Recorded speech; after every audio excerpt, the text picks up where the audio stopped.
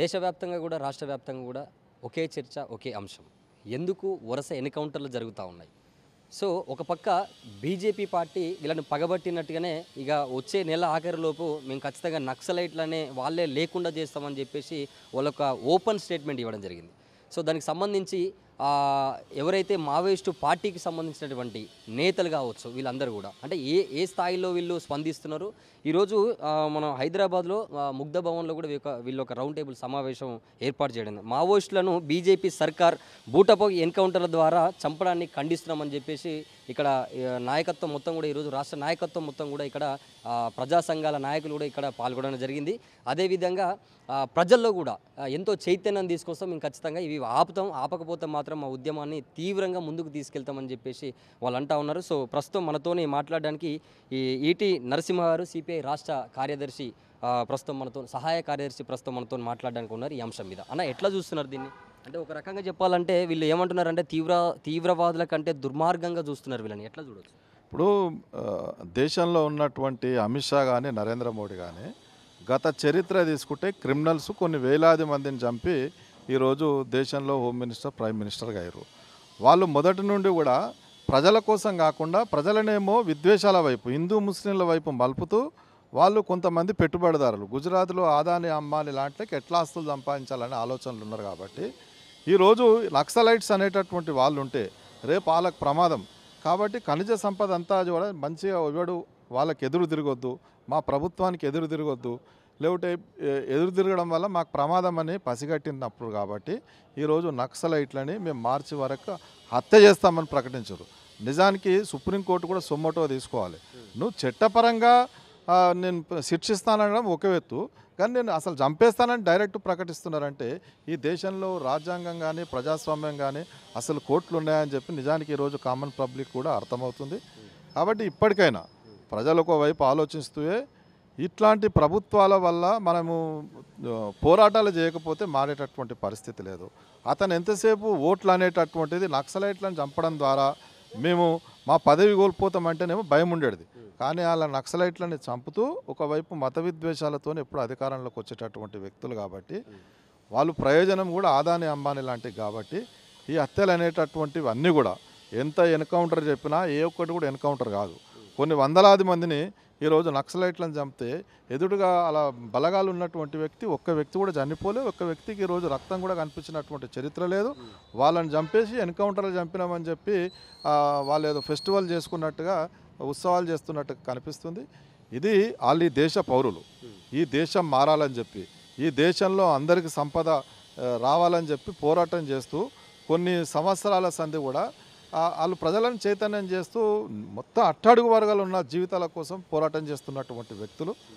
కాబట్టి ఇప్పటికన్నా వాళ్ళు కూడా ఒకవైపు అంటే ఇప్పుడు ఉన్నటువంటి పరిస్థితిలో ఆ సిద్ధాంతం మంచిదైనా కూడా మీరు ఎంచుకునే మార్గం అనేటటువంటిది సరైంది కాదు. మీరు ఇప్పటికైనా బయటకు వచ్చి అలా ఈ ప్రజాస్వామ్యవాదులతో కలిసి పోరాటం చేయాల్సినటువంటి అవసరం ఉంది.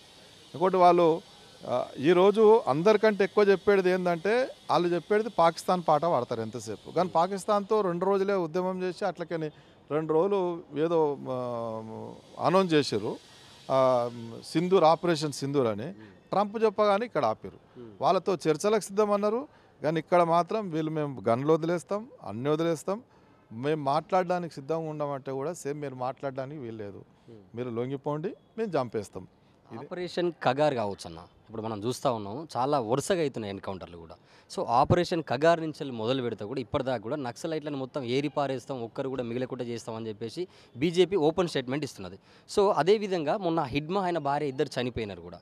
సో అది ఎన్కౌంటరు అనేమే వాళ్ళు అంటున్నారు, ఎదురు కాల్పుల్లో చనిపోయింది అంటున్నారు. కానీ కొంతమంది నేతలు మీలాంటి వాళ్ళు కావచ్చు, ప్రజాస్వామిక ప్రేమికులు కావచ్చు, ప్రజాస్వామ్య వాదులు కావచ్చు, వాళ్ళు ఏమంటున్నారంటే అది వాళ్ళు కావాలని చేసిన కుట్ర అంటున్నారు. మరి ఇది హత్యనా లేకపోతే వాళ్ళు చేసిన ఎన్కౌంటరా, ఎట్లా చూడవచ్చు దీన్ని? ఇప్పుడు హెడ్మాది పాత చరిత్ర మొత్తం అతనిది కనుక హిస్టరీ తీసుకుంటే అతను చేసిండు, దాడులలో పాల్గొన్నాడు, ఆయన సిద్ధాంతపరంగా అది చేసిండు. హెడ్మా లాంటి వ్యక్తిని నువ్వు ఎన్కౌంటర్ నిజంగా రియల్గా చేయాలంటే నీ వైపు ఉన్నటువంటి గ్రౌండ్ దళాలు 10 మంది చనిపోవాలి. అతనికి అంత శక్తి ఉంది, శక్తి సామర్థ్యం ఉన్నటువంటి వ్యక్తి హెడ్మా. అతన్ని కోవట్టుల ద్వారా పట్టుకొని హింసించి చంపేయడం జరిగింది. ఇది క్లియర్గా ఇది కేంద్ర ప్రభుత్వ హత్యే. దీంట్లో చంద్రబాబు నాయుడు పాత్ర ఉండొచ్చు, మిగతా పోలీసు వాళ్ళది ఉండొచ్చు, ఆ ప్రాంతం వాళ్ళది, కానీ ఎడ్మా ఎన్కౌంటర్ అనేటటువంటిది నమ్మే ప్రసక్తే లేదు. అతను ఒకవేళ ఎన్కౌంటరే కావాల్సి వస్తే 10 మందిని చంపే దమ్ము ధైర్యం ఉన్నటువంటి వ్యక్తిగానే మేము చూస్తున్నాం. అతని చరిత్రను కనుక చూస్తే ఇది డెఫినెట్లీ హత్యనే. కాబట్టి ప్రభుత్వం మేము ఏం చేస్తా నడుస్తుంది అంటే మాత్రం నువ్వు 11 ఏళ్లలో జనంలో వ్యతిరేకత వచ్చింది. అందరు ఆదాని అంబానీ కోసం అనేది తెలిసింది. ఇలా చంపుతుంది కూడా దానికోసం అనేటటువంటిది ప్రజల్లో వచ్చింది. మేము డెఫినెట్లీగా ఇవాళ రౌండ్ టేబుల్ పెట్టినాం. రేపు అంబేద్కర్ స్టాచ్యూ దగ్గర ధర్నా చేస్తాం, ప్రజల్లోకి వెళ్తాం.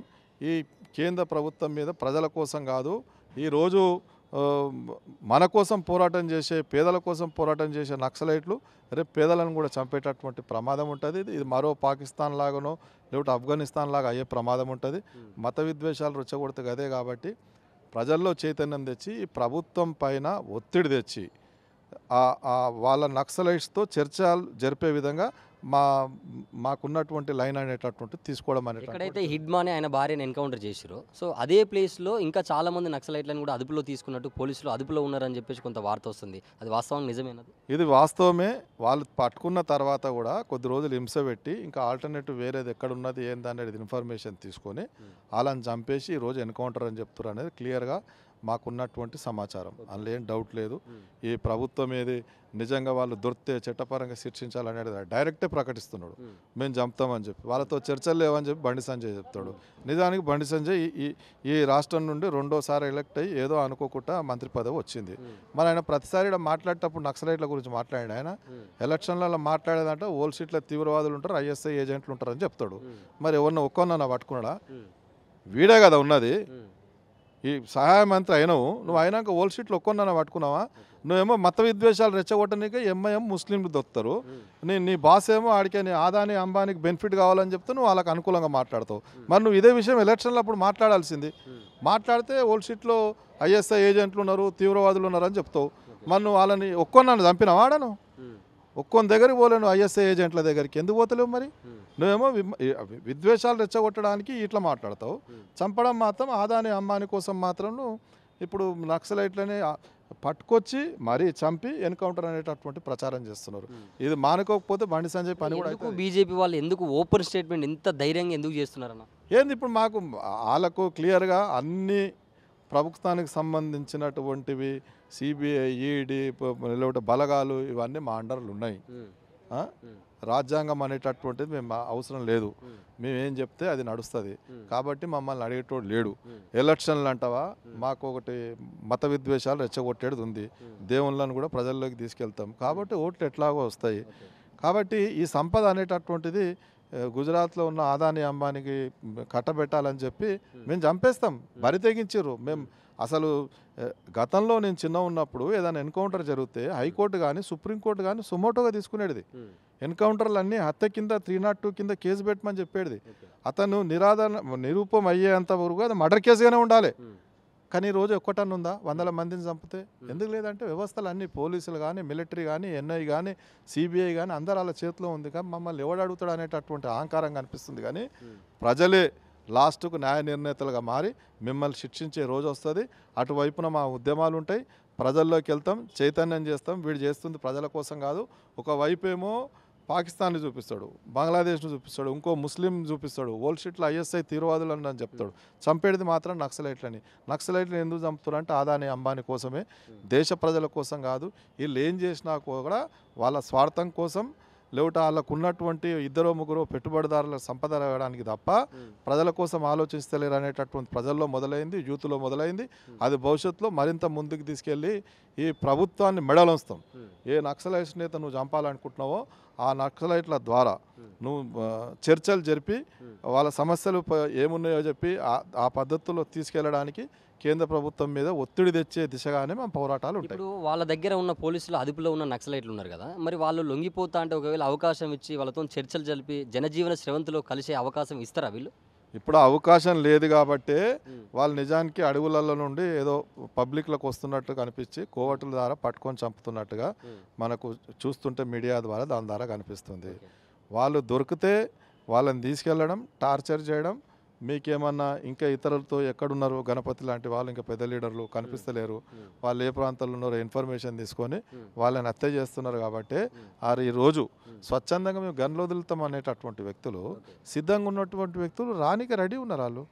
కానీ వీళ్ళ మీద నమ్మకం లేదు ప్రభుత్వం మీద, మమ్మల్ని టార్చర్ చేసి చంపుతారు కాబట్టి వాళ్ళు మరో మార్గం లేక ఈరోజు ప్రజల్లో ఉండే ప్రయత్నం చేస్తే అక్కడి నుండి కూడా ఇప్పుడు వ్యవస్థ బలంగా ఉంది, టెక్నాలజీ పెరిగింది, ఎవరెక్కడ ఉన్నారో చెప్పగలుగుతారు. మనం ఇక్కడ ఉండి క్యూబాలో ఏమవుతుందో చెప్పగలిగే శక్తి సామర్థ్యం అన్ని దేశాలకు ఉంది కాబట్టి నక్సలైట్లను పెద్ద అది కాదు కదా. మేము అందుగురించి నక్సలైట్లకు కూడా విజ్ఞప్తి చేస్తున్నాం, మీరు ఇప్పుడున్న పరిస్థితుల్లో సాధ్యం కాదు.